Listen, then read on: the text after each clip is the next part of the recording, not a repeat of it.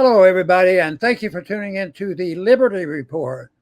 Today we have a special program because I am going to be asked some questions, and that will be related to me from Sircon Ash, our studio producer. So, Sircon, what do you have for me? Hey, Dr. Paul, we're putting you in the hot seat today with another segment of Ask Ron Paul where we take your Twitter questions. And without further ado, I'll go ahead and get started on the first question, which comes from Jacob Berg. He asks, Dr. Paul, why do you believe our government is focusing more on illegal immigrants than their own citizens? Has our government been infiltrated by foreign actors, or is it a deep state agenda to repeat the Bronze Age? What do you think, Dr. Paul? Well, I can't read into all the motivations of the people involved. I can guess at them, but to say whether they're foreign agents or not, anybody that is against liberty, is a foreign agent to any government that's trying and struggling, to bring about peace into the world. So at times, certainly a lot of our citizens and our people that are involved in this immigration problem is going to be their loyalties probably will be questioned. But anyway, the immigration issue is the big issue, and I see the big problem as being that there's a climactic ending coming to this problem with do illegals have rights? Are they not even citizens? And do they have authority? They're not rights. Do they have the authority to push people out? And every day you read about how American citizens and people like in the military or school bus people and schools and hospitals are being invaded. So are they that stupid? It's hard to believe. There are a lot of stupid people out there, but I still think what they do, they play on this issue of humanitarianism. If you oppose them, you're a bad person, and you can't do that. And only the people who argue the case that a libertarian, has to accept that they're not concerned about the same things we're concerned about. So I think that I think that the immigration problem is going to be with us for a while, but I think it's a challenge between the so-called rights or demands of illegals versus the rights of the American people. You have if one individual out of 100 happens to demand a special treatment because we need diversity, and they give that individual that right and privilege, you're taking away the liberty of the 99. So it's all foolish. It's part of this DEI stuff that is involved, and it flows over into the immigration problem. It is also an extension of this desire for chaos in our cities and streets. Economic policies make no sense whatsoever. And just think of what's happened the last couple of years with the riots in the street and the breaking of doors down and stealing from the stores, and the police folding their arms and watching.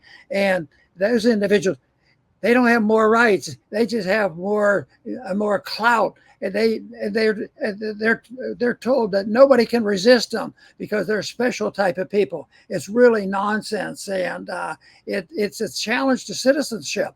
I think they want the challenge to citizenship because that's part of the plan of cultural Marxists. So that's why we should be surprised that we're going to have a lot of trouble with our election. Nobody believes that the elections have been fair and will continue to be, but it's worth thinking about because we've had much better times in the past, and we should strive to have our improvements back again. Very good, Dr. Paul. Well said. I'll go ahead and lead you on to the next question, which comes from Brian Peak. And it says, are they pushing for World War III so hard in relation to our massive debt? It's always seemed that war is a big eraser for solving the self-imposed central banking economic woes. Well, the debt is involved, and that is a big problem, probably leading to the mess that we have. But the whole thing is there's a lot of people who have been taught, and they believe that war is a way you get out of depressions and downturns and is an economic plus, which makes no sense whatsoever. And it adds to the debt. It adds to the destruction of liberty. People have to go off. World War II was a total disaster for the people. And yet there were a lot of people who still argue, okay, well, the Depression never ended until we had World War II. Well, that is nonsense. It was a war on the American people. It was shifted to a war on the American people. So I think that this whole thing, that the massive debt is a big deal, and how they liquidate it and all, there's always going to be people who suffer. Now they're looking around for the victims, and once again, the victims are going to be the people who have the weakest lobbying. But the people who are the victims now are deceived into thinking, well, all they need is more money from the government. But what they need is more liberty and protection from the government, taking away their liberties and giving them a sound currency. They don't want to hear that argument, because that would solve some of the problems. And then the people who are working hard to have cultural Marxism create the chaos, so the whole society breaks down, so that they can replace it with a Marxist system. So that is what I think the large majority of Americans are not for. I think the large number of American people can see through this, and yet that the media and a lot of the internet supports that idea that war is a good economic good. Well said, Dr. Paul. They keep waging on those wars. And we'll go ahead and finish it off with our last one. And it comes from Logic Warrior. And he asked Dr. Paul, if you had one piece of advice for Donald Trump in regards to his economic policies, what would that advice be? Well, I would think immediately, because he's come out with criticism of the Federal Reserve.